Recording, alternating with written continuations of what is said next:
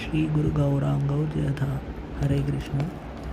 భగవద్గీత యథాతథము 2వ అధ్యాయము గీతాసారము 46వ శ్లోకము.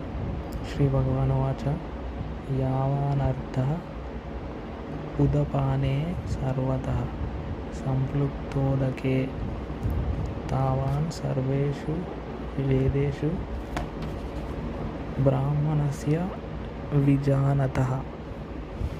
అర్థము: శ్రీకృష్ణ భగవానుడు పలికెను, చిన్న బావిచే ఉనగూడే సమస్త ఉపయోగాలు పెద్ద జలాశయంతో వెంటనే సిద్ధిస్తాయి. అదేవిధంగా వేదాల సమస్త ఉపయోగాలు వాటి వెనుక ఉన్నట్టి ఉపదేశమును ఎరిగిన వానికి సిద్ధిస్తాయి. అంటే వేదాల వెనుక ఉన్న మీనింగ్ని అర్థం చేసుకోవాలి.